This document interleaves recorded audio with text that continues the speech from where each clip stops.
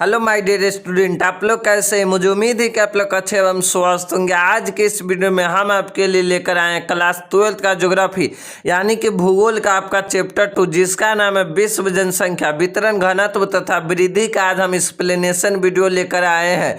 इससे पहले हम आपको चैप्टर 1 का explanation video, objective plus subjective, इन तीनों वीडियो को अपलोड कर चुके हैं। अगर आप नहीं देखे हो तो इस वीडियो का आपको डिस्क्रिप्शन में भूगोल का आपको प्ले लिस्ट मिल जाएगा, वहीं पर आप क्लिक करके इन तीनों वीडियो को देख जरूर लीजिएगा, जिससे आपको चैप्टर 1 भी क्लियर हो जाएगा। तो चलिए आज के इस वीडियो का यानी कि आज का इस सेशन का शुरुआत करते हैं। तो सबसे पहले हम देखते हैं परिचय, यानी कि मेरे प्यारे बच्चों इंट्रोडक्शन यानी कि इस परिचय में हम क्या क्या पढ़ेंगे, यानी कि इस टॉपिक में यानी कि इस चैप्टर में हम किन किन चीज़ों के बारे में यानी कि किन किन टॉपिक को फुल डिटेल में पढ़ेंगे। तो इस अध्याय में हम जनसंख्या यानी कि मेरे प्यारे बच्चों पॉपुलेशन क्या होता है इनके बारे में जानेंगे।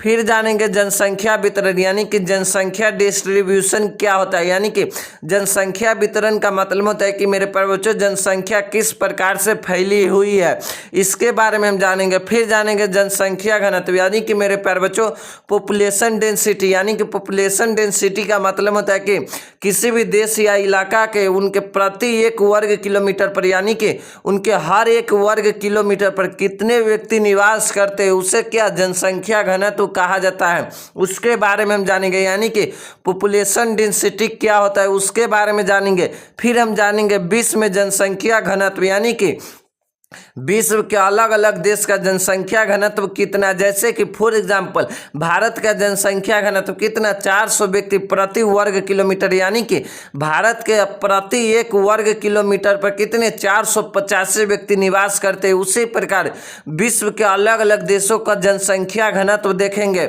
फिर हम जानेंगे मेरे प्यारे बच्चों विश्व में जनसंख्या घनत्व एवं वितरण को प्रभावित करने वाले कारक, यानी कि मेरे प्यारे बच्चों फिर आपका नेक्स्ट टॉपिक होगा विश्व में जनसंख्या घनत्व एवं वितरण को प्रभावित करने वाले कारक, यानी कि मेरे प्यारे बच्चों जो विश्व के अलग अलग इलाका या क्षेत्र में जो जनसंख्या कहीं पर ज्यादा है कहीं पर कम है, तो किन कारण से यानी कि वितरण का मतलब किन कारण से कहीं पर ज्यादा कम है जनसंख्या फैली हुई, कहीं पर ज्यादा है तो किन कारण से फैली हुई है, उन कारकों को देखेंगे। फिर हम जानेंगे जनसंख्या वृद्धि यानी कि मेरे प्यारे बच्चों पॉपुलेशन ग्रोथ क्या होता है इनके बारे में जानेंगे, यानी कि पॉपुलेशन ग्रोथ के बारे में हम आपको फुल डिटेल में बतलाऊंगा।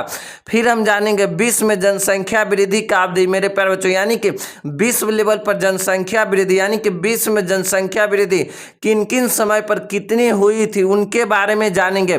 फिर हम जानेंगे जनसंख्या परिवर्तन यानी कि मेरे प्यारे बच्चों किसी भी क्षेत्र का जो जनसंख्या में परिवर्तन होता है उनके बारे में जानेंगे। फिर हम जानेंगे जनसंख्या परिवर्तन का प्रभाव, यानी कि किसी क्षेत्र का जनसंख्या अचानक बढ़ जाता है और अचानक कम जाता है उनका क्या प्रभाव होता है। फिर आपका इस टॉपिक का वीवीआई टॉपिक है कि जनसांख्यिकीय संक्रमण का सिद्धांत के बारे में जानेंगे, यानी कि जनसांख्यिकीय संक्रमण का सिद्धांत क्या होता है इनके बारे में जानेंगे। फिर हम जानेंगे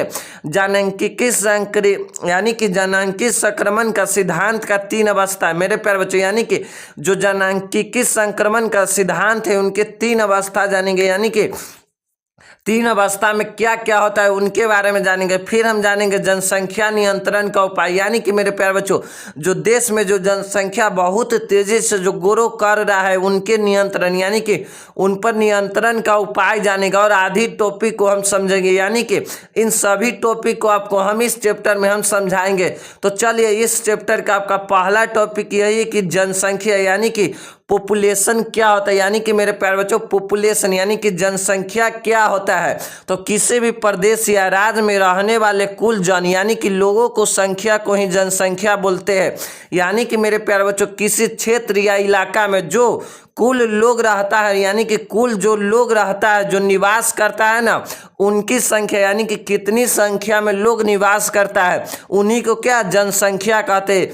फॉर एग्जाम्पल ले लीजिए बिहार राज्य में यानी कि 2 लाख लोग रहते हैं, यानी कि मेरे प्यारे बच्चों बिहार जो राज्य है उनमें 2 लाख लोग रहते तो क्या बिहार का जनसंख्या कहलाएगा, यानी कि किसी भी क्षेत्र या प्रदेश के जो उनमें कुल लोग रहते हैं ना उन्हीं को संख्या को जनसंख्या कहलाता है। सिंपल सिंपल सी भाषा में आपको समझना है। जनसंख्या का मतलब यानी कि किसी क्षेत्र या प्रदेश में कुल जन यानी कि जन का मतलब होता है लोग, लोगों को संख्या को ही जनसंख्या कहा जाता है। अब आपको समझ में आ गया होगा कि जनसंख्या क्या होता है यानी कि पॉपुलेशन क्या होता है। मैं आपको एक बार सिंपल सी भाषा में और बतला देता हूँ। यानी कि जन का मतलब होता है लोग और संख्या का मतलब होता है नंबर, यानी कि कुल लोगों को संख्या को ही यानी कि किसी प्रदेश या राज्य की कुल लोग यानी कि कुल जन की संख्या को ही क्या जनसंख्या बोलते हैं। अब आपको समझ में आ गया होगा कि जनसंख्या क्या होता है।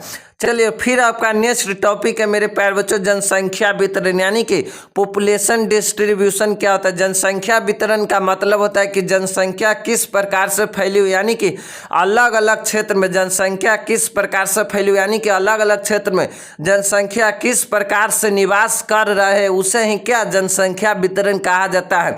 चलिए इसका मतलब यानी कि जनसंख्या वितरण का मतलब यह होता है कि विश्व के अलग अलग क्षेत्र में जनसंख्या मेरे प्यारे बच्चों किस प्रकार से फैली हुई यानी कि वितरित है। यानी कि किसी जनसंख्या वितरण का मतलब होता है विश्व के अलग अलग क्षेत्र यानी कि किसी प्रदेश बोलो या राज्य के क्षेत्र में जनसंख्या किस प्रकार से फैली हुई यानी कि किस प्रकार से ना निवास कर रहा है यानी कि अलग अलग क्षेत्र में जनसंख्या किस प्रकार से निवास कर रहा है। यानी कि वितरित का मतलब होता है फैली हुई यानी कि किस प्रकार से जनसंख्या फैली हुई है उसे ही जनसंख्या वितरण कहते हैं। सिंपल सी भाषा में आपको समझना है जनसंख्या वितरण का मतलब होता है कि अलग अलग क्षेत्र में यानी कि विश्व के अलग अलग क्षेत्र में जनसंख्या किस प्रकार से फैली हुई यानी कि किस प्रकार से ना निवास कर रहे उसे ही क्या जनसंख्या वितरण कहते हैं।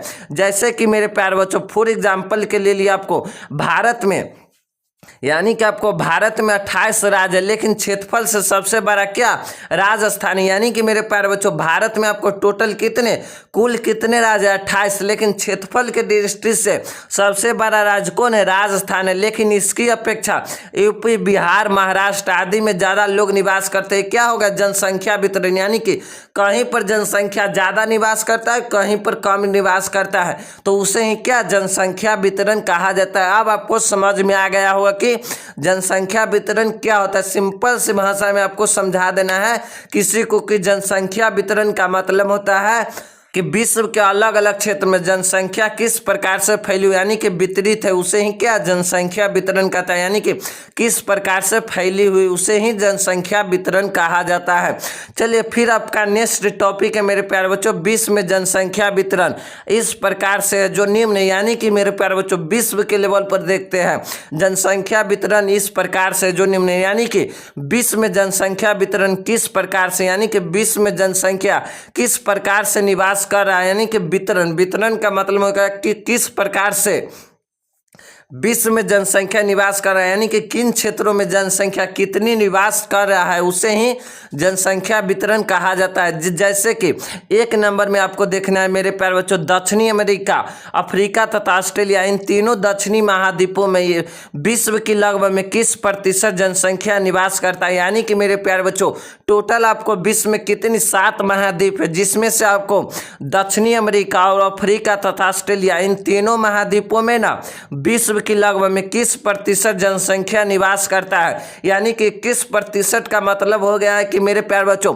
अगर विश्व में ना 100 व्यक्ति है तो उसमें से कितने 21 व्यक्ति इन तीनों महाद्वीप में निवास करता है। यानी कि दक्षिणी अमेरिका अफ्रीका तथा ऑस्ट्रेलिया इन तीनों महाद्वीप में विश्व की किस प्रतिशत यानी कि अगर विश्व में टोटल 100 व्यक्ति है ना उसमें से कितनी 21 व्यक्ति इन तीनों महाद्वीप में आपको निवास करता है। जबकि इन तीनों महाद्वीप में विश्व की कुल भूमि का 40% क्षेत्रफल है। यानी कि जो विश्व का यानी कि जो मेरे प्यारे बच्चों विश्व का है ना कुल क्षेत्रफल के ना 40% क्षेत्रफल किन इन तीनों महाद्वीप के पास है। यानी कि दक्षिणी अमेरिका अफ्रीका तथा ऑस्ट्रेलिया इन तीनों महाद्वीप का विश्व का जो कुल क्षेत्रफल है ना उनके 40% क्षेत्रफल किन दक्षिणी अमेरिका अफ्रीका तथा ऑस्ट्रेलिया इन तीनों महाद्वीप के पास है। और जनसंख्या कितनी 21% निवास करता है इन तीनों महाद्वीप के पास। चलिए फिर हम देखते हैं आपको दूसरा नंबर यानी कि सीरियल नंबर से देखते हैं कि मेरे प्यारे बच्चों विश्व में जनसंख्या किस प्रकार से वितरण यानी कि विश्व में जनसंख्या किस प्रकार से निवास कर रहे हैं, तो आपको दूसरा नंबर में यानी कि विश्व की लगभग 65% भूभाग बिना बसे हुए क्षेत्र, यानी कि मेरे प्यारे बच्चों विश्व के जो 100% भूभाग है ना उसमें से 65% भूभाग बिना बसे हुए क्षेत्र यानी कि इन पर कम जनसंख्या निवास करते, जिनमें से विश्व की केवल 5% जनसंख्या निवास करते। यानी कि मेरे प्यारे बच्चों अगर विश्व में 100% भूभाग है ना उनमें से 65% भूभाग पर यानी कि बिना बसे हुए क्षेत्र में, जिसमें विश्व के केवल कितनी 5% व्यक्ति निवास करता है, यानी कि 5% जनसंख्या निवास करता है। यानी कि अगर विश्व में टोटल 100 व्यक्ति निवास करता है तो उनमें से 5 व्यक्ति ना सिर्फ 65% भूभाग पर निवास करता है, यानी कि 65% भूभाग पर कितनी 5% जनसंख्या निवास करता है। चलिए फिर हम देखते हैं आपको तीसरा नंबर, यानी कि विश्व की मेरे प्यारे बच्चों 80% जनसंख्या समुद्री तल से 500 मीटर तक ऊंचाई वाले भूभाग पर मिलता है। यानी कि मेरे प्यारे बच्चों विश्व की ना 80% जनसंख्या समुद्री तल से यानी कि समुद्री जो तल होता है ना उनसे 500 मीटर तक ऊंचाई वाले भूभाग पर मिलते हैं। यानी कि जो समुद्री तल है ना उनसे 500 मीटर तक ऊंचाई वाले भूभाग पर विश्व की कितनी 80% जनसंख्या निवास करता है। यानी कि 100 व्यक्ति है ना तो उसमें से 80 व्यक्ति किस में समुद्री तल यानी कि समुद्र तल हो सकता है या नदी तल से ना 500 मीटर तक ऊंचाई वाले भूभाग पर निवास करता है। मैं भी मेरे प्यारे बच्चों नदी की तल से ना 500 मीटर तक के ऊंचाई वाले भूभाग पर मैं भी निवास करता हूँ। आपको विश्व का सभी सघन बस्ती ना विश्व के सभी सघन बस्ती देखे तो समुद्री तल से 500 मीटर तक ऊंचाई वाले भूभाग पर ही मिल सकता है। आप किसी भी सघन बस्ती को देख सकते हैं। चलिए फिर हमको 4th नंबर में देखते हैं, यानी कि 4 नंबर में देखते हैं एशिया महाद्वीप में विश्व का लगभग 33% क्षेत्रफल है ना, जबकि यानी कि एशिया महाद्वीप में विश्व का लगभग कितनी 33% क्षेत्रफल, यानी कि विश्व की ना 100% क्षेत्रफल में से ना सिर्फ एशिया महाद्वीप में कितनी 33% क्षेत्रफल है। यानी कि विश्व में ना टोटल 7 महाद्वीप है, जिसमें से आपको एशिया महाद्वीप में ना विश्व का लगभग 33% क्षेत्रफल यानी कि विश्व के पास 100% क्षेत्रफल है ना तो उसमें से 33% क्षेत्रफल किसके एशिया महाद्वीप के पास है, जबकि इसमें विश्व का लगभग 60% जनसंख्या निवास करता है। यानी कि अगर विश्व में 100 व्यक्ति है ना तो उसमें से 60 व्यक्ति किस में सिर्फ एशिया महाद्वीप में निवास करता है। जो 40 व्यक्ति बच गया वो इन 6 महाद्वीप यानी कि जब 6 महाद्वीप बच गया उनमें निवास करता है। तो एशिया महाद्वीप में ना विश्व की कितनी 60% जनसंख्या निवास करती है और क्षेत्रफल कितनी है 33% है। तो इस प्रकार हम देख लिए कि मेरे प्यारे बच्चों विश्व में जनसंख्या वितरण किस प्रकार से यानी कि विश्व में जनसंख्या किस प्रकार से फैली हुई है, यानी कि विश्व में जनसंख्या किन किन स्थान यानी कि किन किन महाद्वीपों में कितनी निवास करता है और कहाँ कहाँ कितनी निवास करती है, उन सभी टॉपिक को हम देख चुके हैं। चलिए फिर आपका नेक्स्ट टॉपिक और एक आपको ये VVI टॉपिक है कि जनसंख्या घनत्व क्या होता है, यानी कि पॉपुलेशन डेंसिटी क्या होता है। ये आपको बार बार एग्जाम में पूछा जाता है, ये इसको आपको ध्यान से देखना है। यानी कि जनसंख्या घनत्व प्रति वर्ग किलोमीटर क्षेत्रफल पर निवास कर रहे व्यक्तियों की संख्या को क्या प्रदर्शित करता है। यानी कि मेरे प्यारे बच्चों जनसंख्या घनत्व का मतलब होता है यानी कि पॉपुलेशन डेंसिटी का मतलब होता है कि ना उन देश या इलाका का प्रति 1 वर्ग किलोमीटर पर यानी कि किसी क्षेत्र या इलाका या देश या राज्य के ना उनके प्रति 1 वर्ग किलोमीटर पर कितनी व्यक्ति निवास कर रहे हैं ना उन्हीं को संख्या को प्रदर्शित यानी कि उनकी संख्या को बतलाता है कि उनके प्रति 1 वर्ग किलोमीटर पर कितनी जनसंख्या निवास करते हैं, उसे ही क्या जनसंख्या घनत्व कहा जाता है यानी कि पॉपुलेशन डेंसिटी कहा जाता है।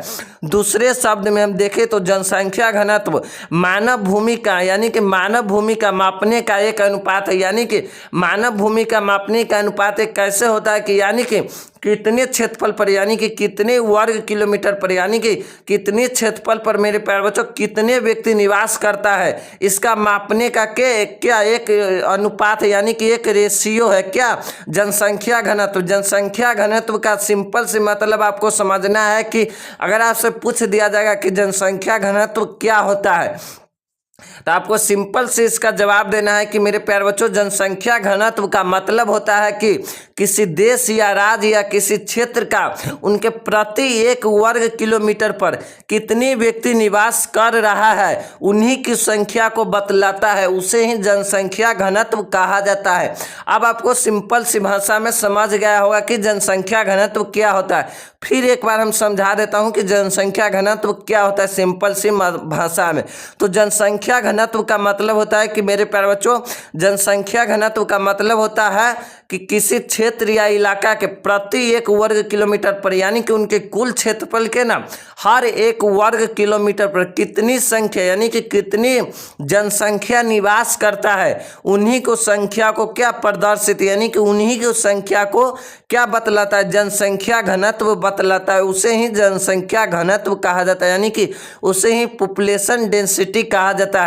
और जनसंख्या घनत्व निकालने का इसका सूत्र होता है कि प्रदेश की कुल जनसंख्या और बटे प्रदेश का कुल क्षेत्रफल। मैं आपको एग्जाम्पल के लिए समझ लीजिए कि मेरे इलाके का कुल जनसंख्या कितनी 100 है, यानी कि मेरे इलाके के कुल जनसंख्या कितनी 100 है, तो 100 लिख देंगे।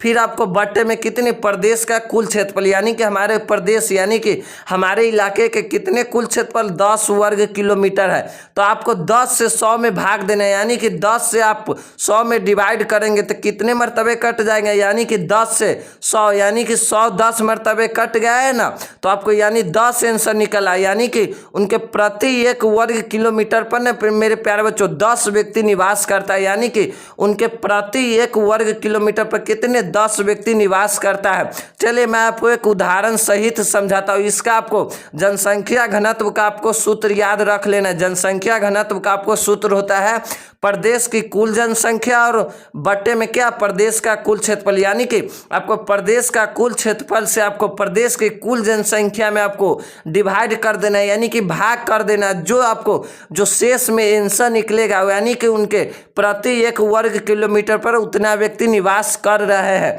चलिए मैं आपको एक उदाहरण सहित समझाता हूँ। मैं आपको एक उदाहरण सहित लिख कर लेकर आया हूँ।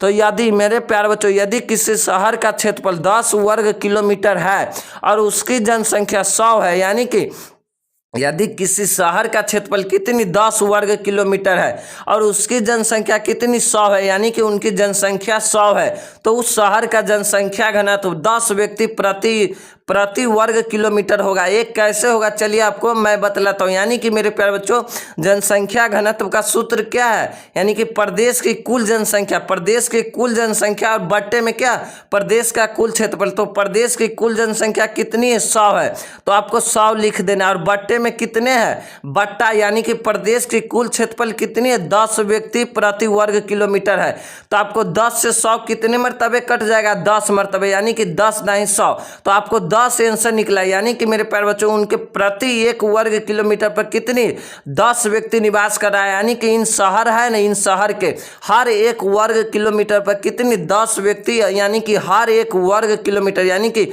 किलोमीटर स्क्वायर पर न 10 व्यक्ति निवास कर रहा है। यानी कि ये जनसंख्या घनत्व के माध्यम से जाना जाता है कि किसी भूमि पर कितना व्यक्ति निवास करता है, यानी कि किसी क्षेत्र या शहर के या किसी देश के ना उनके प्रति 1 वर्ग किलोमीटर पर कितने व्यक्ति निवास करता है, ये किन के जनसंख्या घनत्व के माध्यम से जाना जाता है। अब आपको जनसंख्या घनत्व निकालना आ गया होगा, तो चलिए मैं आपके लिए एक क्वेश्चन लेकर आया है। इसे आपको डाउनलोड करना है, यानी कि इसे आपको कॉपी और पेन लेकर आपको लिख लेना है और इसे आपको हमारे कमेंट बॉक्स में आंसर देना है और मैं इसका रिप्लाई जरूर दूंगा। इसको आपको स्क्रीनशॉट जरूर ले लीजिएगा। देखिए क्वेश्चन है आपका कि यदि किसी शहर का क्षेत्रफल 100 वर्ग किलोमीटर है और उसकी जनसंख्या, यानी कि मेरे प्यारे बच्चों यदि किसी शहर का क्षेत्रफल कितनी 100 वर्ग किलोमीटर है, उसकी जनसंख्या कितनी हजार है, तो उस शहर का जनसंख्या घनत्व क्या होगा।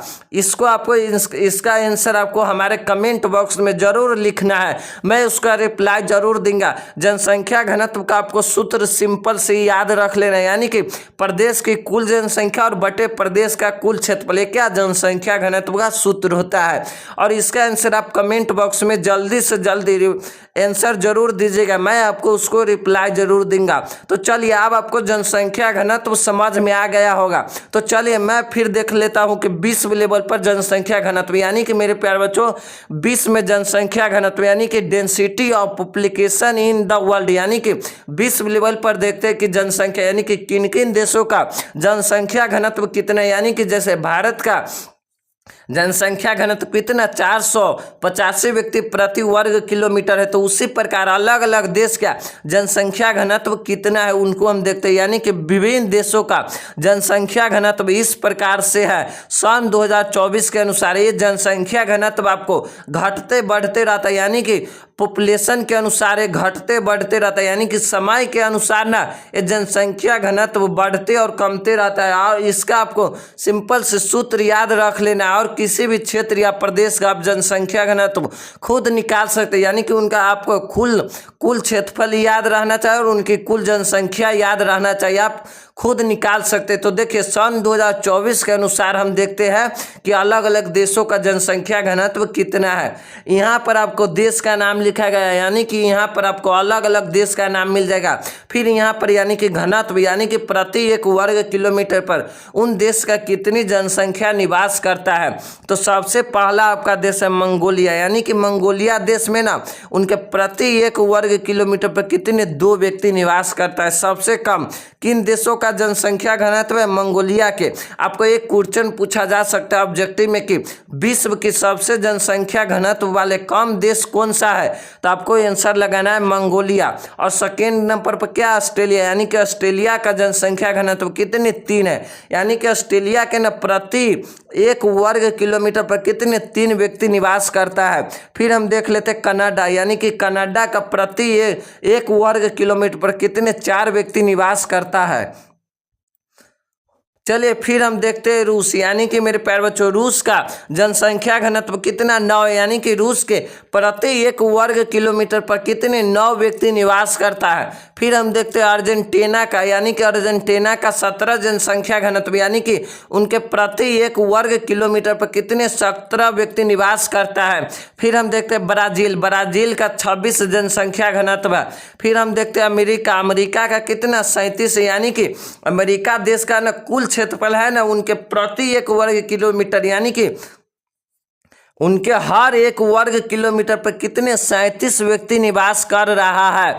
फिर हम देखते हैं अफ्रीका का जनसंख्या घनत्व आपको 50 है, और ईरान का आपका 55, और मैक्सिको का आपका कितना 67 है, यानी कि मैक्सिको का आपको जनसंख्या घनत्व कितना 67 है। आपको इन सभी को याद नहीं रखना है, अगर आप याद रख सकते तो ये अच्छी बात है, लेकिन आपको सबसे कम और सबसे ज़्यादा को याद रखना है। चलिए फिर हम अलग अलग और देश की जनसंख्या घनत्व देखते, यानी कि मेरे प्यारे बच्चों म्यांमार का जनसंख्या घनत्व कितनी 84 है, यानी कि उनके हर 1 वर्ग किलोमीटर पर कितनी 84 व्यक्ति निवास कर रहा है। वर्ग किलोमीटर का मतलब होता है कि 1 किलोमीटर चौड़ा और 1 किलोमीटर लंबा को क्या वर्ग किलोमीटर कहा जाता है। और तुर्की के देख लेते, यानी कि तुर्की के मेरे प्यारे बच्चों 110 यानी कि 110, यानी कि उनके प्रति 1 वर्ग किलोमीटर पर कितनी 110 व्यक्ति निवास कर रहा है। और फ्रांस का भी 110 है, तुर्की और फ्रांस यानी कि सेम है। और मिस्र की 115, यानी कि मिस्र की जनसंख्या घनत्व कितनी है 115। और थाईलैंड के, यानी कि थाईलैंड के कितनी है 141। और चीन की 151। और इटली के मेरे प्यारे बच्चों 158। फिर हम देखते हैं जर्मनी, यानी कि जर्मनी के कितनी है 238, यानी कि जर्मनी के यानी कि प्रति 1 वर्ग किलोमीटर पर जर्मनी में कितने 238 व्यक्ति निवास कर रहे हैं। और नाइजीरिया का आपको कितने 252, यानी कि नाइजीरिया देश में है ना उनके हर 1 वर्ग किलोमीटर पर 200 व्यक्ति यानी कि 252 व्यक्ति निवास कर रहे हैं। फिर हम देखते हैं ब्रिटेन, मेरे प्यारे बच्चों ब्रिटेन का आपको जनसंख्या घनत्व 281, यानी कि उनके प्रति 1 वर्ग किलोमीटर पर आपको कितनी 281 व्यक्ति निवास कर रहे हैं। और आपका पड़ोसी देश यानी कि पाकिस्तान का आपका जनसंख्या घनत्व 318। और जापान का आपको 336। और फिलीपींस का आपको 300 कितनी 99, और भारत का यानी कि मेरे प्यारा देश भारत यानी आप सभी का और मेरा प्यारा देश भारत का जनसंख्या घनत्व कितनी है 485 व्यक्ति प्रति वर्ग किलोमीटर। यानी कि भारत का कुल क्षेत्रफल कितनी है 32,87,263 वर्ग किलोमीटर है ना, तो उनके प्रति एक वर्ग किलोमीटर पर कितनी 485 व्यक्ति निवास कर रहा है। यानी कि भारत का ना प्रति एक वर्ग किलोमीटर यानी कि भारत का हर एक किलोमीटर स्क्वायर पर कितनी 485 व्यक्ति निवास कर रहा है। और बांग्लादेश का सबसे ज्यादा यानी कि 1382 जनसंख्या घनत्व यानी कि मेरे प्यारे बच्चों बांग्लादेश के कुल क्षेत्रफल के उनके प्रति एक वर्ग किलोमीटर पर कितनी 1382 जनसंख्या घनत्व निवास कर रहा है। आपको यहाँ से आपको 3 ऑब्जेक्टिव क्वेश्चन बनता है कि सबसे विश्व के सभी यानी कि आपको यहाँ से 3 ऑब्जेक्टिव क्वेश्चन बनता है कि विश्व का कौन सा देश का जनसंख्या घनत्व क्या सबसे अधिक है, तो आपको किसका बांग्लादेश आपको याद रखना है। और इस प्रकार से पूछ सकता है कि विश्व का कौन सा देश का जनसंख्या घनत्व सबसे कम है, तो मंगोलिया के। और आपको एक प्यारा सा हमारा प्यारा सा देश यानी कि अब आपको पूछ सकता है कि आपको भारत का जनसंख्या घनत्व कितना है, यानी कि मेरे प्यारे बच्चों भारत का जनसंख्या घनत्व कितना है, तो आपको 485 व्यक्ति प्रति वर्ग किलोमीटर, इसको आपको याद रख लेना है।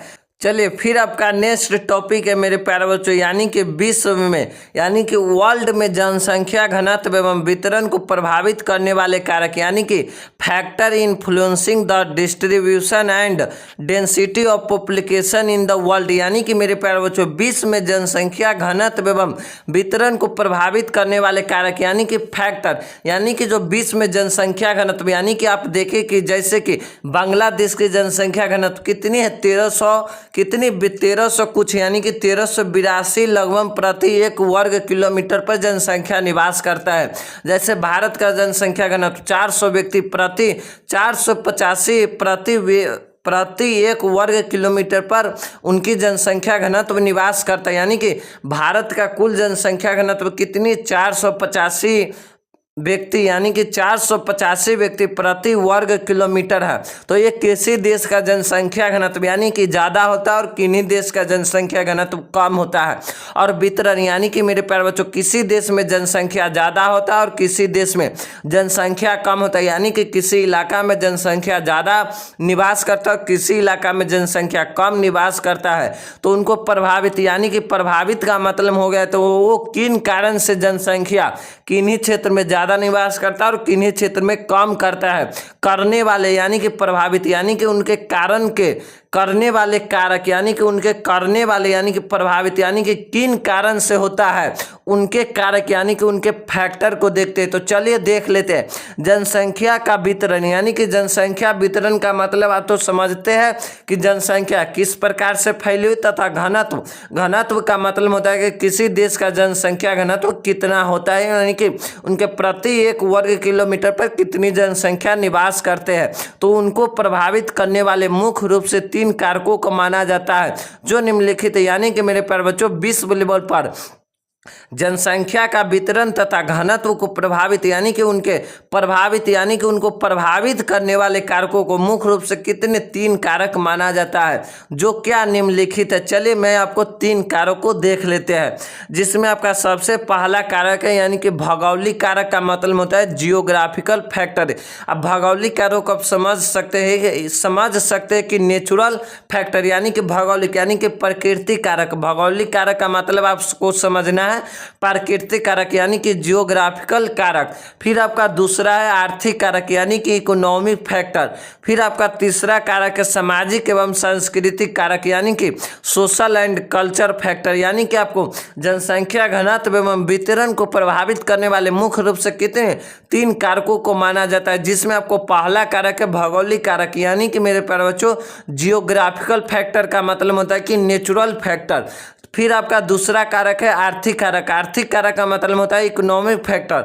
और तीसरा है आपका सामाजिक एवं सांस्कृतिक कारक यानी कि सोशल एंड कल्चर फैक्टर, जिसमें आपका भौगोलिक कारक यानी कि भौगोलिक कारक का आपका पहला कारण है जल की उपलब्धता। यानी कि मेरे प्यारे बच्चों भौगोलिक कारक में ना आपका सबसे पहला कारक है जल की उपलब्धता, यानी कि जल की उपलब्धता। यानी कि मेरे प्यारे बच्चों जिन क्षेत्र में जल की उपलब्धता आसानी से मिलेगा वहां पर क्या जनसंख्या अधिक मात्रा में निवास करेगा, क्योंकि मेरे प्यारे बच्चों जहां पर जल का यानी कि मेरे प्यारे बच्चों जहां पर जल आसानी से प्राप्त होगा वहीं पर तो जनसंख्या ज्यादा निवास करेगा। मनुष्य को सारा क्रियाकलाप जो जल के माध्यम से ही किया जाता है, तो उनके कारण क्या जिन क्षेत्र में जल की उपलब्धता अधिक होता है उन्हीं क्षेत्रों में क्या जनसंख्या ज्यादा निवास करता है। यानी कि जहां पर जल आसानी से मिल जाता है वहां पर क्या जनसंख्या ज्यादा निवास करता है। यानी कि मनुष्य को सारी क्रियाकलाप में जल की आवश्यकता होती ही होती है। इसके कारण जहां पर जिन क्षेत्र में जल की उपलब्धता जहां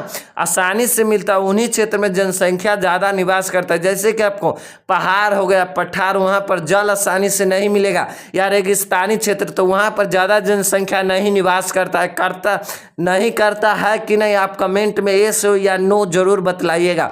तो चलिए, यानी कि जल की उपलब्धता में हम देखते हैं मनुष्य की प्राथमिक आवश्यकता, यानी कि मनुष्य को जो भी जीवन जीने के लिए प्राथमिक आवश्यकता होती है ना, उसमें जल की स्थान भोजन से पहले। यानी कि मनुष्य के प्राथमिक आवश्यकता क्या होता है जीवन जीने के लिए? एक होता है आपको जल हो गया, एक हो गया हवा हो गया, यानी कि हवा हो गया, फिर आपका रोटी हो गया, कपड़ा हो गया, मकान हो गया। इन 5 चीज यानी कि 5 चीज जल की, यानी कि 5 चीज होता है ना जो मनुष्य के प्राथमिक आवश्यकता होता है। तो उन 5 चीजों में से ना भोजन का स्थान यानी कि जल का स्थान है ना भोजन से पहले दिया गया है। और मनुष्य के सारे कामों में सबसे पहले क्या जल की आवश्यकता होती है, जैसे कि पीने के लिए पानी, यानी कि मेरे प्यारे बच्चों पीने के लिए पानी, कृषि में सिंचाई के लिए या पशु के लिए तथा औद्योगिक कार्यों के लिए जल की आवश्यकता होती है। इन सभी कार्यों के लिए जल की आवश्यकता होती है। और जिन क्षेत्र में जल की उपलब्धता आसानी से मिलेगा वहीं पर तो जनसंख्या सघन मिलेगा।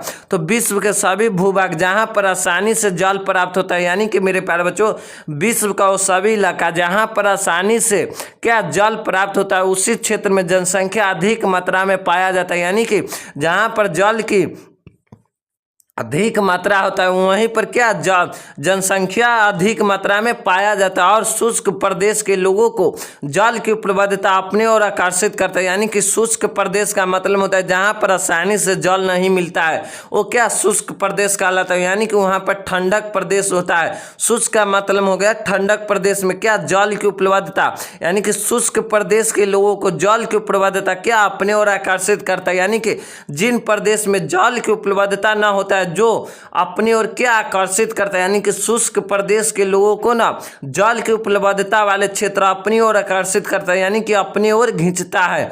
और इस प्रकार से मेरे प्यारे बच्चों हम कह सकते हैं कि जनसंख्या घनत्व एवं वितरण को प्रभावित करने वाले कारकों में से एक जल की उपलब्धता भी महत्वपूर्ण कारक माना जाता है। यानी कि मेरे प्यारे बच्चों जल की उपलब्धता जिन क्षेत्र में होता है उन्हीं क्षेत्र में क्या जनसंख्या अधिक मात्रा में पाया जाता है। तो क्या जनसंख्या घनत्व एवं वितरण को प्रभावित करने वाला एक महत्वपूर्ण कारक है कि या नहीं? आप यस या नो जरूर बतलाइए। चलिए फिर हम आपको भौगोलिक कारक के अंतर्गत आपका दूसरा कारक है भू आकृतिक, यानी कि मेरे प्यारे भू आकृतिक का मतलब होता है जमीन का, यानी कि जमीन का आकार, यानी कि भूमि का आकार। जैसे कि लोग पहाड़ी पर्वतीय क्षेत्र से ज्यादा मैदानी क्षेत्र में बसना चाहता है, यानी कि मेरे प्यारे बच्चों लोग हो गया क्या पहाड़ी क्षेत्र हो गया पर्वतीय क्षेत्र से ज्यादा मैदानी क्षेत्र में बसना चाहता है। क्यों बसना चाहता है कि यह क्षेत्र कृषि यानी कि कृषि फसल उत्पादन यानी कि मेरे प्यारे बच्चों कृषि करने के योग होते हैं, सड़क निर्माण तथा उद्योग की स्थापना के लिए अनुकूल होते हैं। यानी कि मेरे प्यारे बच्चों मैदानी क्षेत्र होता है जो कृषि उत्पादन करने के लिए, सड़क निर्माण यानी कि परिवहन का निर्माण तथा उद्योग की स्थापना के लिए क्या अनुकूल होता है। और जिन क्षेत्र में मेरे प्यारे बच्चों कृषि होगा, सड़क होगा, निर्माण होगा, यानी कि सड़क का निर्माण होगा और उद्योग का स्थापना होगा, उन क्षेत्र में क्या व्यक्ति को रोजगार मिलेगा और उनके जीवन जीने के लिए उत्तम आवश्यकताओं का उपलब्ध होगा तो उन्हीं क्षेत्रों में तो जनसंख्या ज़्यादा निवास करेगा। तो एक जनसंख्या घनत्व एवं वितरण को क्या प्रभावित करने वाला एक कारक माना जाएगा या नहीं माना जाएगा। और दूसरी ओर पहाड़ीय तथा पर्वतीय क्षेत्र में मैदानी क्षेत्र से अपेक्षा बहुत ही विरल जनसंख्या इन क्षेत्रों में पाया जाता है। यानी कि मेरे प्यारे बच्चों, पहाड़ी क्षेत्र और पर्वतीय क्षेत्र में मैदानी क्षेत्र की अपेक्षा यानी कि मैदानी क्षेत्र की अपेक्षा यहाँ पर क्या जनसंख्या विरल यानी कि यहाँ पर जनसंख्या कम पाया जाता है। इस प्रकार से हम कह सकते हैं कि जनसंख्या घनत्व एवं वितरण को प्रभावित करने वाले कारकों में से क्या भू आकृतिक यानी कि भू आकृतिक भी है। यहाँ पर आपको भू आकृतिक होता है यानी कि जनसंख्या घनत्व एवं वितरण को प्रभावित करने वाले कारकों में से एक यह भी है यानी कि एक भू आकृतिक भी है। ये आपको एक भू आकृतिक भी है जनसंख्या घनत्व एवं वितरण को प्रभावित करने वाले कारकों में से। चलिए फिर हम आपको देखते हैं भौगोलिक कारक के अंतर्गत आपका तीसरा कारक यानी कि जलवायु का मतलब होता है कि क्लाइमेट यानी कि विश्व के किसी भी क्षेत्र में उत्तम जलवायु का होना मानवीय बसाव के लिए अच्छा माना जाता है। यानी कि मेरे प्यारे बच्चों, विश्व का किसी भी इलाका हो या राज्य हो या देश हो उनमें यानी कि जलवायु होता है ना यानी कि क्लाइमेट जो होता है ना जलवायु, उत्तम जलवायु होना यानी कि मानव बसाव के लिए अच्छा माना जाता है। यानी कि किसी क्षेत्र या राज्य या प्रदेश का ना उत्तम जलवायु यानी कि मेरे प्यारे बच्चों अच्छी जलवायु मानवीय बसाव यानी कि मानव के बसने के लिए क्या अच्छा माना जाता है। क्योंकि जिन क्षेत्र में समशीतोष्ण जलवायु यानी कि समशीतोष्ण का मतलब होता है मेरे प्यारे बच्चों जहाँ न तापमान अधिक हो यानी कि समशीतोष्ण जलवायु का मतलब होता है जिन क्षेत्र में जहाँ तापमान न तो अधिक हो यानी कि जहाँ पर तापमान न तो अधिक गर्म हो और न ही बहुत ठंडा हो। यानी कि मेरे प्यारे बच्चों जहाँ पर तापमान अधिक गर्म होगा वहाँ पर जनसंख्या ज़्यादा निवास करेगा नहीं करेगा, उनको गर्मी के कारण ही गर्मी उतना बर्दाश्त ही नहीं होगा और गर्मी के कारण वो मर भी सकता है। यानी कि जहाँ पर क्या तापमान अधिक गर्म न हो यानी कि आप जहाँ पर जिन प्रदेश या क्षेत्र में जहाँ पर आप तापमान अधिक रहेगा वहाँ पर आप बसना चाहेंगे तो उसका जवाब है आप सिंपल सिर्फ जवाब है आप नहीं बसना चाहेंगे। उस प्रकार सभी व्यक्ति यानी कि जहाँ तापमान नहीं तो क्या अधिक गर्म और न ही बहुत ठंडा हो यानी कि समशीतोष्ण जलवायु जहाँ पर होता है जिन क्षेत्र में होता है उन क्षेत्र में क्या सघन जनसंख्या निवास करता है। यानी कि इन्हीं क्षेत्रों में क्या सघन जनसंख्या निवास करता है। सघन जनसंख्या का मतलब होता है क्या बहुत संख्या में जनसंख्या निवास करता है किन क्षेत्रों में समशीतोष्ण जलवायु वाले क्षेत्रों में।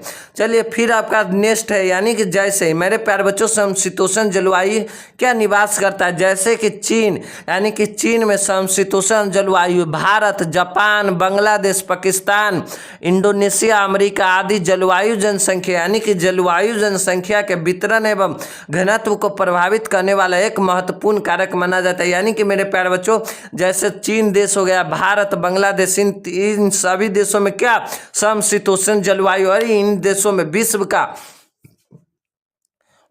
का सबसे ज़्यादा जनसंख्या किन इन्हीं देशों सब में निवास करता है जैसे भारत हो गया, जापान हो गया, Bangladesh, Pakistan, Indonesia, America in सभी देशों में क्या जलवायु अच्छा यानी कि यहाँ पर समशीतोष्ण जलवायु है जिसके कारण यहाँ पर क्या सघन जनसंख्या मिलता है। और जलवायु क्या जनसंख्या के वितरण एवं घनत्व को प्रभावित करने वाला एक महत्वपूर्ण कारक माना जाता है। फिर हम भौगोलिक कारक के अंतर्गत आपको तीसरा कारक यानी कि चौथा कारक देखते हैं डी यानी कि मृदाएं का मतलब होता है मेरे प्यारे बच्चों मिट्टियाँ। जिन क्षेत्र यानी कि जिन प्रदेश या क्षेत्र की मिट्टियाँ कृषि योग्य होते हैं उन क्षेत्रों में जनसंख्या सघन मिलता है। यानी कि मेरे प्यारे बच्चों जिन क्षेत्र का क्या कृषि यानी कि जिन क्षेत्र का मिट्टियाँ यानी कि जिन क्षेत्र का मिट्टी क्या कृषि योग्य होते हैं उन क्षेत्र में जनसंख्या क्या सघन मिलता है क्योंकि इन क्षेत्रों में सभी मानव जाति कृषि की सहायता से उनका पालन पोषण हो जाता है। यानी कि मेरे प्यारे बच्चों क्योंकि जिन क्षेत्रों में ना जनसंख्या सघन मिलता है यानी कि जिन क्षेत्र का मिट्टी कृषि योग्य होती है उन्हीं क्षेत्र में जनसंख्या सघन मिलता है क्योंकि इन क्षेत्र के सभी मानव जाति के ना कृषि के सहायता से उनका क्या पालन पोषण मिलता है। यानी कि कृषि के सहायता से ही तो उनका भोजन प्राप्त होता है। इसीलिए इन क्षेत्र या प्रदेश में मिट्टी यानी कि इसीलिए जिन क्षेत्र या प्रदेश का मिट्टियाँ या कृषि योग्य होते हैं यानी कि मिट्टियाँ कृषि योग्य होते हैं वहाँ पर क्या सघन जनसंख्या मिलता है। आप रेगिस्तानी क्षेत्र में चले जाइए, वहाँ पर विरल जनसंख्या मिलेगा। क्यों? वहाँ पर कृषि योग्य मिट्टी नहीं होता, वहाँ पर क्या अधिक गर्म मिट्टी होता है, यानी कि वहाँ पर कृषि नहीं होता है, जिनके कारण क्या मैदानी क्षेत्र यानी कि जहाँ पर कृषि योग्य मिट्टी होता है वहाँ पर क्या अधिक मात्रा में जनसंख्या निवास करता है, यानी कि वहाँ पर अधिक सघन जनसंख्या निवास करता है मृदाएं। और इस प्रकार आप कह सकते हैं कि जनसंख्या घनत्व एवं वितरण को आपको प्रभावित करने वाले कारकों में से एक क्या मृदा यानी कि मिट्टियाँ भी है। चलिए फिर आपका दूसरा टॉपिक है, फिर हम जनसंख्या घनत्व एवं वितरण को प्रभावित करने वाले आपको भौगोलिक कारकों देख ले, यानी कि 3 कारकों में से आपको एक कारक यानी कि एक कारक भौगोलिक कारक होता है, जिसमें से हम आपको भौगोलिक कारक देख लिए। चलिए फिर आपका दूसरा कारक है इकोनॉमिक कारक, यानी कि आर्थिक कारक को ही इकोनॉमिक फैक्टर कहा जाता है, जिसमें आपको सबसे पहला कारक यानी कि सबसे पहला कारण है खनिज पदार्थ की उपलब्धता, यानी कि मेरे प्यारे बच्चों नेचुरल चीज की यानी कि प्राकृतिक चीज का उपलब्धता। जिन क्षेत्र या प्रदेश में खनिज की पदार्थ का प्रचुर यानी कि अधिक मात्रा में पाया जाता है, वहाँ औद्योगिकी की विकास एवं खनन की क्रिया के कारण जनसंख्या सघन हो जाता है।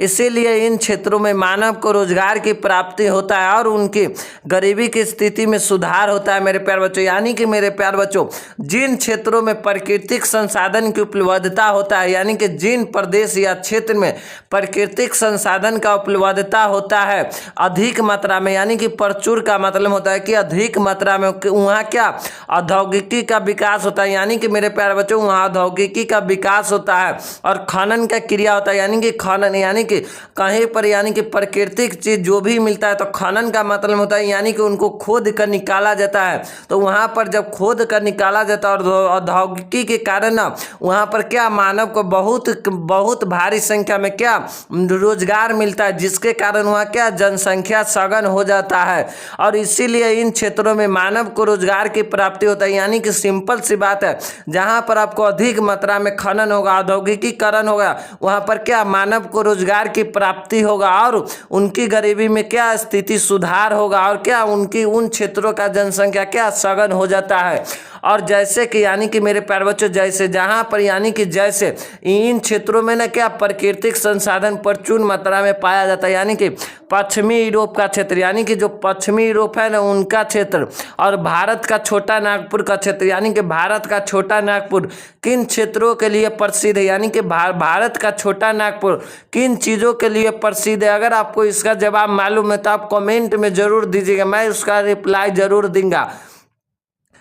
दूंगा मेरे प्यारे बच्चों। चलिए और अफ्रीका का कटंगा क्षेत्र, यानी कि मेरे प्यारे बच्चों अफ्रीका का कटंगा क्षेत्र और अमेरिका का अप्लिकेशन, यानी कि मेरे प्यारे बच्चों अमेरिका का अप्लेशियन क्षेत्र के सघन बसे होने के कारण वहाँ कोयला, लोहा, तांबा, जस्ता आदि का मिला। यानी कि मेरे प्यारे बच्चों पश्चिमी यूरोप का क्षेत्र, भारत का छोटा नागपुर, अफ्रीका का कटंगा, अमेरिका का अप्लिकेशन क्षेत्र सघन बसन होने का कारण और आदि क्षेत्र न सघन बसे होने का कारण क्या वहाँ पर प्राकृतिक संसाधन क्या अधिक मात्रा में पाया जाता है और जिनके कारण वहाँ पर क्या व्यक्ति को रोजगार मिलता है और वो रोजगार के मिलता है और वहाँ पर क्या सघन जनसंख्या हो जाता है। यानी कि वहाँ पर रोजगार पाने के लिए अलग अलग देश या राज्य के मजदूर जाता है वहाँ पर कमाने के लिए, यानी कि रोजगार की प्राप्ति के लिए और धीरे धीरे वहाँ पर क्या वो बस जाता है, जिनके कारण उन क्षेत्रों का क्या जनसंख्या सघन हो जाता है। और जनसंख्या वितरण एवं घनत्व को प्रभावित करने वाला एक कारकों में से एक कारक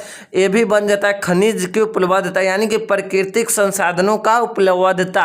चलिए फिर आपका दूसरा है नगरीकरण, यानी कि बी नंबर में आपको नगरीकरण का मतलब क्या होता है, यानी कि नगर रोजगार के बेहतर अवसर, यानी कि जो नगरीकरण यानी कि जो नगर होता है ना रोजगार का बेहतर अवसर क्या प्रदान करता है, शैक्षणिक एवं चिकित्सा संबंधित सुविधा तथा परिवहन और संचार का बेहतर साधन प्रस्तुत करता है। यानी कि नगरीकरण यानी कि नगर है ना जो टाउन होता है यानी कि शहर होता है ना रोजगार का क्या बेहतर अवसर प्रदान करता है, यानी कि यहाँ पर रोजगार बहुत अधिक मात्रा में मिलता है और शैक्षणिक यानी कि जो भी शिक्षा संबंधित काम होता है और चिकित्सक यानी कि जो भी बीमारी का इलाज, बड़े बड़े बीमारी का इलाज या छोटा बीमारी का इलाज कहाँ पर किया जाता है, नगर में किया जाता है। मिलता है। ये सब आपको इन सभी सुविधा है ना जो ग्रामीण क्षेत्र में नहीं मिलता है, नहीं मिलता है। तो इन सभी क्षेत्र का ये नगरीकरण यानी कि नगर ना इसको साधन प्रस्तुत करते, जिसके कारण क्या ग्रामीण क्षेत्र से जनसंख्या पलायन करके नगर में चला जाता है और ग्रामीण एवं शहरी यानी कि शहर क्षेत्र में जनसंख्या घनत्व एवं वितरण में फर्क हो जाता है। यानी कि मेरे प्यारे बच्चों, अगर कोई व्यक्ति ग्रामीण क्षेत्र को छोड़कर नगर में रोजगार पाने के लिए जाता है तो क्या यानी कि नगर के क्षेत्र के यानी कि नगर में जनसंख्या ज़्यादा हो जाएगा और ग्रामीण क्षेत्र में क्या जनसंख्या कम जाएगा। तो ये क्या जनसंख्या घनत्व और वितरण में फर्क होगा या नहीं होगा। ये नगरीकरण यानी कि जनसंख्या घनत्व एवं वितरण को प्रभावित करने वाले कारकों में से एक आपको नगरीकरण भी है, नगर का रोजगार यानी कि नगरीकरण भी है। चलिए फिर हम आपका देखते तीसरा नंबर यानी कि सी में हम देखते हैं औद्योगिकीकरण। यानी कि औद्योगिकीकरण का मतलब क्या होता है देख लेते हैं। औद्योगिकी क्षेत्र में जनसंख्या के वितरण एवं घनत्व को प्रभावित करने वाला सबसे महत्वपूर्ण कारक यानी कि मेरे प्यारे बच्चों औद्योगिकी क्षेत्र जनसंख्या के वितरण यानी कि जनसंख्या के वितरण एवं घनत्व को प्रभावित करने वाले कारकों में से सबसे बड़ा महत्वपूर्ण कारक माना जाता है। क्योंकि किस लिए माना जाता है वो भी हम चलिए देख लेते हैं। क्योंकि औद्योगिकी क्षेत्र में बड़ी संख्या में रोजगार के अवसर प्रदान होते हैं। यानी कि मेरे प्यारे बच्चों औद्योगिकी क्षेत्र में क्या रोजगार की बड़ी संख्या में अवसर प्रदान होता है, जिसके कारण इस क्षेत्र में जनसंख्या घनत्व अधिक हो जाता है। यानी कि मेरे प्यारे बच्चों जहाँ पर औद्योगिकीकरण होता है यानी कि जहाँ पर बड़े बड़े फैक्ट्री बनाया जाता है वहाँ पर बहुत भारी संख्या में क्या रोजगार का अवसर प्रदान होता है। यानी कि जब रोजगार का अवसर प्रदान होता है तो वहाँ पर क्या ग्रामीण क्षेत्र अलग अलग इलाका से क्या व्यक्ति रोजगार पाने के लिए जाता है और धीरे धीरे वहीं पर वो निवास कर जाता है और या वहाँ पर वो रहता है तो उन क्षेत्रों का क्या जनसंख्या घनत्व क्या अधिक हो जाता है। और उद्योग से यानी कि उद्योग से केवल औद्योगिकी श्रमिकों को रोजगार नहीं मिलता। औद्योगिकी श्रमिकों का मतलब होता है कि जो व्यक्ति उद्योग में यानी कि फैक्ट्री में काम करता है उसे क्या औद्योगिकी श्रमिक कहा जाता है। यानी कि उद्योग से ना केवल औद्योगिकी श्रमिकों को ही रोजगार नहीं मिलता है बल्कि इनमें से बड़ी संख्या में ड्राइवर यानी कि मेरे प्यारे बच्चों ड्राइवर, दुकानदार, doctor,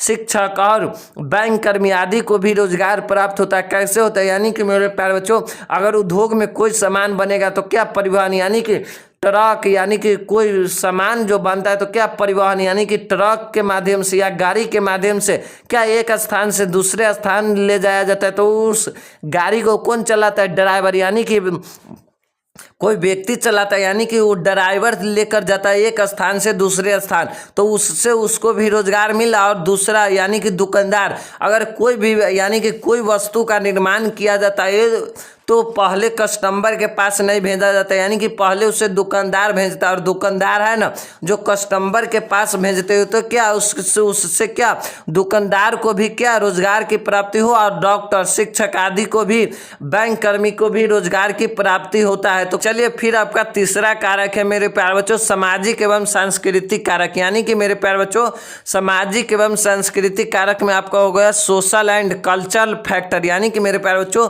social and culture factor यानी कि धार्मिक तथा सांस्कृतिक महत्व रखने वाले क्षेत्र अधिक सघन बसे होते हैं जबकि सामाजिक एवं राजनीतिक अशांति रखने वाले क्षेत्र में जनसंख्या घनत्व विरल हो जाता है। यानी कि विरल का मतलब होता है कि कम हो जाता है। यानी कि मेरे प्यारे बच्चों जिन क्षेत्र में धार्मिक और सांस्कृतिक महत्व रखते हैं यानी कि जो क्षेत्र धार्मिक और सांस्कृतिक महत्व रखते हो क्या अधिक सघन बसे होते हैं। यानी कि मेरे प्यारे बच्चों उन क्षेत्रों में क्या जनसंख्या अधिक मात्रा में पाया जाता है। और जबकि सामाजिक एवं राजनीतिक अशांति यानी कि अशांति का मतलब हो गया कि मेरे प्यारे बच्चों जिन क्षेत्र में अशांति यानी कि अगर कोई क्षेत्र वहाँ पर सिर्फ गृह युद्ध चल रहा है या राजनीतिक मामले के कारण वहाँ पर कोई विकास नहीं हो रहा है यानी किसी भी प्रकार का जो युद्ध रख रहा है यानी कि युद्ध हो रहा है या जाति या कुछ के भी भेदभाव के नाम पर जो कर रहा है यानी कि उन क्षेत्र में क्या जनसंख्या घनत्व क्या विरल यानी कि विरल का मतलब होता है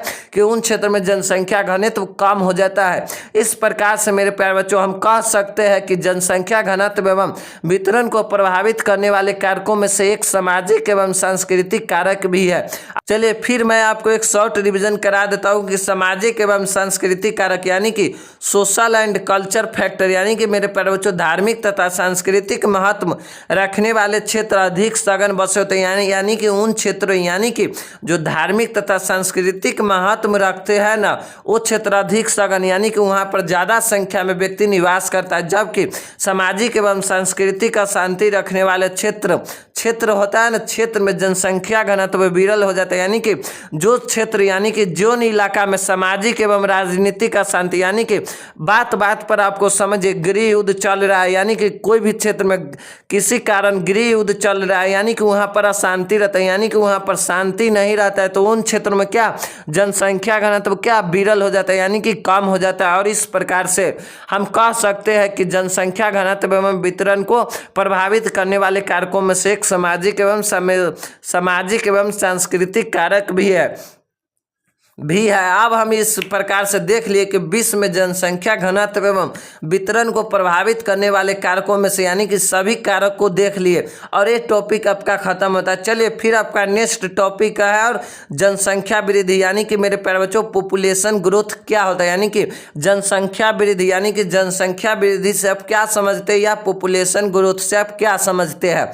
तो इसका मतलब यानी कि इसका मतलब यह होता है कि समय के दो अंतरालों के बीच किसी क्षेत्र या प्रदेश में होने वाले जनसंख्या में परिवर्तन को ही जनसंख्या वृद्धि कहा जाता है। सिंपल सी भाषा में आपको समझना है, जनसंख्या वृद्धि का मतलब होता है समय के दो अंतराल यानी कि मेरे प्यारे बच्चों दो समय के बीच किसी क्षेत्र या प्रदेश में जो जनसंख्या में परिवर्तन होता है ना उसे ही जनसंख्या वृद्धि कहा जाता है। यानी कि मेरे प्यारे बच्चों अगर किन्हीं दो समय यानी कि अगर मान लीजिए 2011 से 2022 में किसी देश की जनसंख्या पहले 2011 में मेरे प्यारे बच्चों जनसंख्या 10 यानी कि 10 करोड़ था और 2022 में जनसंख्या 10 करोड़ से बढ़कर क्या 22 करोड़ हो गए, तो क्या जनसंख्या वृद्धि कहा लाएगा। यानी कि समय के दो अंतराल के बीच जो जनसंख्या में परिवर्तन होता है यानी कि जो जनसंख्या में वृद्धि होता है उसे ही क्या जनसंख्या वृद्धि कहा जाता है। जैसे मेरे प्यारे बच्चों उदाहरण सहित समझिए कि जनसंख्या वृद्धि का मतलब क्या होता है। मैं आपको एक एग्जाम्पल के थ्रू बतला रहा हूँ। जैसे कि वर्ष 2001 में भारत की कुल जनसंख्या कितनी 102.70 करोड़ थी, जबकि वर्ष 2011 में भारत की कुल जनसंख्या यानी कि 121.02 करोड़ हो गए थे। तो ये क्या समय के यानी कि दो समय के बीच में यानी कि वर्ष 2001 से वर्ष 2011 यानी कि दो समय हुआ ना, तो दो समय के बीच में यानी कि दो समय के अंतरालों के बीच में जो जनसंख्या में परिवर्तन होता है ना उसे ही क्या जनसंख्या वृद्धि कहा जाता है। चलिए फिर आपका एक पॉइंट है यानी कि जनसंख्या वृद्धि यानी कि जनसंख्या वृद्धि किसी देश या प्रदेश के लिए धनात्मक का मतलब होता है पॉजिटिव का मतलब होता है सकारात्मक या धनात्मक का मतलब होता है पॉजिटिव एवं ऋणात्मक दोनों ही हो सकता है। यानी कि किसी प्रदेश या राज्य में जनसंख्या जो है ना वृद्धि कर रहा है यानी कि उनके जनसंख्या लगातार बढ़ रहा है ना, तो उन क्षेत्रों के लिए जनसंख्या वृद्धि है ना धनात्मक यानी कि पॉजिटिव भी हो सकता है यानी कि सकारात्मक भी हो सकता है और ऋणात्मक यानी कि नेगेटिव भी हो सकता है। चलिए मेरे प्यारे बच्चों मैं आपको बतलाता हूँ कि किसी भी देश का है ना जो जनसंख्या वृद्धि यानी कि धनात्मक कैसे होता है यानी कि पॉजिटिव कैसे होता है। यानी कि किसी भी देश का जो जनसंख्या होता है ना यानी कि वास्तविक पूंजी होता है, यानी कि उस देश का जो जनसंख्या होता है ना यानी कि वास्तविक पूंजी कैसे होता है यानी कि उस देश को जो भी विकास करता हो क्या यानी कि विकासशील बनाता है यानी कि विकसित देश बनाता है, तो क्या जनसंख्या बनाता है यानी कि उन देशों या प्रदेश का क्षेत्र का लोग ही बनाता है। तो ये क्या हो गया पॉजिटिव यानी कि धनात्मक का मतलब हो गया यानी कि सकारात्मक यानी कि किसी देश का जो जनसंख्या होता है ना वास्तविक पूंजी होता है। और ऋणात्मक का मतलब होता है नेगेटिव कैसे होता है यानी कि जनसंख्या वृद्धि किसी देश या प्रदेश के लिए नेगेटिव कैसे होता है यानी कि किसी भी देश का जो स्थान होता है क्या सीमित होता है, प्राकृतिक संसाधन सीमित होता है, रोजगार का मामला यानी कि ये सीमित होता है तो जो जनसंख्या जो बढ़ता है तो उससे क्या होता है, जो जनसंख्या यानी कि जो भी प्राकृतिक संसाधन होता है उस पर क्या दबाव पड़ता है, रोजगार यानी कि रोजगार खत्म होता है, तो जिससे क्या गरीबी बेरोजगारी बढ़ता है। तो क्या हो गया, किसी देश के लिए जनसंख्या वृद्धि ऋणात्मक यानी कि नेगेटिविटी यानी कि नेगेटिव भी होता है और सकारात्मक भी होता है। और जनसंख्या वृद्धि किसी देश या प्रदेश के लिए, अब आपको समझ में आ गया होगा कि जनसंख्या वृद्धि किसी देश या प्रदेश के लिए कैसे धनात्मक एवं पॉजिटिव यानी कि धनात्मक या धनात्मक या सकारात्मक यानी कि पॉजिटिव एवं ऋणात्मक दोनों कैसे हो सकता है, मैं आपको दोनों समझा दिया हूं। चलिए फिर आपका नेक्स्ट टॉपिक है यानी कि मेरे प्यारे बच्चों जनसंख्या वृद्धि का प्रवृत्तियां यानी कि मेरे प्यारे बच्चों विश्व लेवल पर जनसंख्या वृद्धि का प्रवृत्तियां का मतलब होता है किस समय, यानी कि मेरे प्यारे बच्चों विश्व में जनसंख्या वृद्धि कब कब यानी कि किन किन समय कितनी जनसंख्या वृद्धि हुई यानी कि कितना जनसंख्या बढ़ा यानी कि ट्रेंड ऑफ पॉपुलेशन ग्रोथ यानी कि जनसंख्या वृद्धि यानी कि जनसंख्या वृद्धि की यानी कि जनसंख्या वृद्धि की प्रवृत्ति का मतलब होता है समय निम्नलिखित यानी कि जनसंख्या वृद्धि किन किन समय में कितनी ग्रोथ किया था उनका समय निम्नलिखित है। जिसमें चलिए आपका पहला समय यानी कि ए नंबर में हम देखते हैं समय यानी कि वर्तमान से 12,000 पूर्व यानी कि आज से है ना जो 12,000 पूर्व यानी कि 12,000 वर्ष पूर्व, वर्तमान से 12,000 वर्ष पूर्व विश्व की जनसंख्या केवल 50 लाख थी यानी कि आज से ना 12,000 वर्ष विश्व की कुल जनसंख्या कितनी 50 लाख थी। इस समय तक कृषि का विकास का सूत्रपात हो चुका था यानी कि मेरे प्यारे बच्चों आज से है ना 12,000 वर्ष विश्व की कुल जनसंख्या कितनी थी 50 लाख थी और इस समय तक कृषि का सूत्रपात का मतलब कृषि का विकास हो चुका था। और फिर आपका दूसरा नंबर यानी कि बी नंबर में है ईसा के जन्म के समय यानी कि जब ईसा मसीह का जन्म हुआ था उस समय ईसा के जन्म के समय तक या आज से 8,000 वर्ष पहले विश्व की जनसंख्या 25 करोड़ हो चुका था यानी कि मेरे प्यारे बच्चों ईसा मसीह के जन्म के समय या समझो तो आज से 8,000 वर्ष पहले यानी कि आज वर्तमान समय से है ना 8,000 वर्ष पहले विश्व की जनसंख्या कितनी 25 करोड़ हो चुकी थी। चलिए फिर हम देखते तीसरा नंबर यानी कि सी में देखते हैं ईसा के जन्म से लेकर वर्ष 1650 तक की अवधि यानी कि मेरे प्यारे बच्चों ईसा मसीह का जन्म हुआ ना उस समय से लेकर 1650 तक की अवधि यानी कि ईसा मसीह के जन्म से लेकर वर्ष 1650 तक विश्व की जनसंख्या 25 करोड़ से बढ़कर 50 करोड़ हो गए थे यानी कि मेरे प्यारे बच्चों आज से यानी कि आज से 8,000 वर्ष पहले विश्व की जनसंख्या कितनी थी 25 करोड़ थी। लेकिन ईसा मसीह के जन्म से लेकर और वर्ष 1650 तक है ना विश्व की जनसंख्या 25 करोड़ से बढ़कर कितनी 25 करोड़ हो गई यानी कि इस वर्ष यानी कि वर्ष 1650 की अवधि में विश्व की जनसंख्या यानी कि जनसंख्या 2 गुनी से वृद्धि किया यानी कि मेरे प्यारे बच्चों वर्ष 1650 तक विश्व की जनसंख्या कितनी 25 करोड़ से बढ़कर 50 करोड़ हो गए थे यानी कि 2 गुनी वृद्धि किया था। फिर चलिए मैं आपको डी नंबर में देखते हैं यानी कि डी नंबर में आपको है वर्ष यानी कि वर्ष 1650 से लेकर सन यानी कि वर्ष 1650 से लेकर वर्ष 1930 तक की अवधि यानी कि 1930 तक की अवधि यह अवधि यानी कि मेरे प्यारे बच्चों यह अवधि यूरोपीय खोज उपनिवेशवाद और मानवीय बसाव का युग कहलाता है यानी कि यह अवधि है ना जो 1650 से लेकर 1930 तक की अवधि है ना यूरोपीय खोज का मतलब होता है कि मेरे प्यारे बच्चों इसी युग में ना आपको 2 महाद्वीप का खोज हुआ था उत्तरी अमेरिका और दक्षिणी अमेरिका और भारत से न यूरोप का समुद्री मार्ग का खोज इसी युग में हुआ था। और उपनिवेशवाद का मतलब होता है कि इसी युग में ना जो अलग अलग देश पर ना अलग अलग कब्जा किया गया था यानी कि इसी युग में ना अलग अलग देशों को गुलाम बनाया गया था। जैसे भारत कब गुलाम इसी युग में बना था यानी कि उपनिवेशवाद का मतलब होता है कि एक देश यानी कि एक देश दूसरे देश पर कब्जा कर लेता है तो उसे क्या उपनिवेशवाद कहा जाता है यानी कि इसी युग में है ना मेरे प्यारे बच्चों उपनिवेशवाद का खोज हुआ था यानी कि अलग अलग देशों पर ना कब्जा किया गया था। और मानवीय बसाव यानी कि इसी युग में ना मानवीय बसाव का मतलब होता है इसी युग में ना मानव एक स्थान से दूसरे स्थान बसने के लिए बहुत उत्साहित यानी कि अलग अलग स्थान बसने के लिए खोजा था। इसीलिए क्या मानवीय बसाव युग कहलाता है और उपनिवेशवाद और यूरोपीय खोज का युग कहलाता है, जिसमें वर्ष 1750 के आसपास यूरोप में औद्योगिकी क्रांति का सूत्रपात हो गया था। यानी कि मेरे प्यारे बच्चों यूरोप महाद्वीप यानी कि 7 महाद्वीप है, जिसमें से सबसे पहले आपको यूरोप महाद्वीप में औद्योगिकी क्रांति का सूत्रपात कब हुआ था? 1750 में हुआ था। और वर्ष 1750 में विश्व की जनसंख्या कितनी? 55 करोड़ थी, जो बढ़कर वर्ष 1850 में 100 करोड़ हो गई तथा वर्ष 1930 में तेजी से बढ़कर 200 करोड़ हो गए। और औद्योगिकी क्रांति के परिणाम स्वरूप विश्व की जनसंख्या में विस्फोट स्थिति प्रारंभ हुआ। यानी कि मेरे प्यारे बच्चों अचानक में जनसंख्या बहुत तेजी से ग्रो करने लगा। यानी कि मेरे प्यारे बच्चों जनसंख्या विस्फोट यानी कि अचानक से बहुत जनसंख्या बढ़ गया।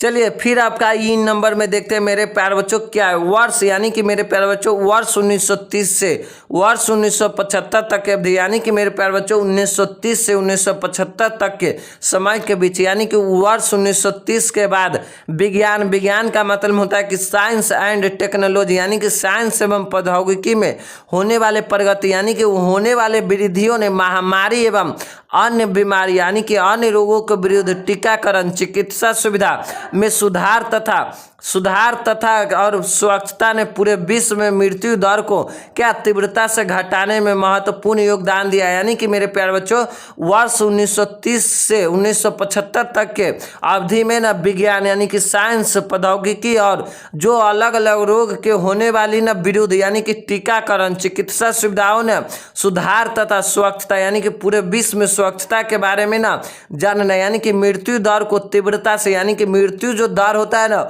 वो तीव्रता से घटाने में बहुत महत्वपूर्ण भूमिका निभाया, जिसके परिणाम स्वरूप वर्ष 1930 से लेकर 1975 तक के 1930 से 1975 तक के वर्ष में विश्व की जनसंख्या 200 करोड़ से बढ़कर 400 करोड़ हो गई। यानी कि मेरे प्यारे बच्चों 1930 से 1975 तक यानी कि 45 वर्ष के बीच में यानी कि 45 वर्ष में ना आपको विश्व की जनसंख्या 200 करोड़ से बढ़कर कितनी 400 करोड़ हो गया। और चलिए फिर आपका एफ नंबर में है यानी कि मेरे प्यारे बच्चों वर्ष 1975 से लेकर 2024 तक की अवधि का मतलब होता है समय। यानी कि मेरे प्यारे बच्चों वर्ष 1975 से 2024 तक की समय में वर्ष 1975 से पहले विश्व की कुल जनसंख्या लगभग 400 करोड़ के आसपास था। यानी कि मेरे प्यारे बच्चों वर्ष 1975 से पहले यानी कि पहले विश्व की कुल जनसंख्या कितनी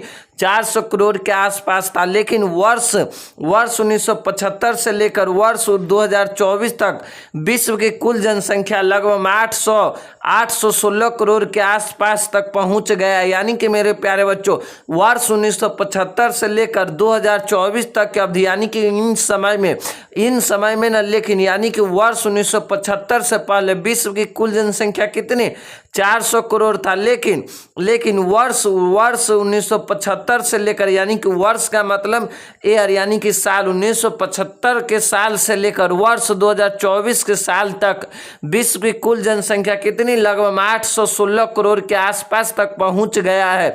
ये आपको जनसंख्या वृद्धि का ये सभी आपको अवधि था। और वर्तमान यानी कि 2024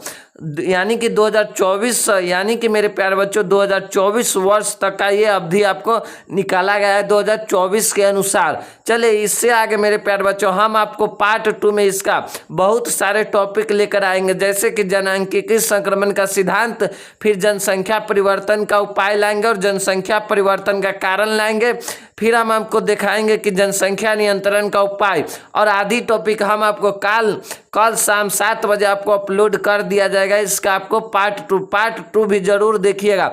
अगर आपको वीडियो अच्छा लगा हो तो हमारे चैनल को जरूर सब्सक्राइब कीजिएगा और एक प्यारा सा कमेंट जरूर कीजिएगा।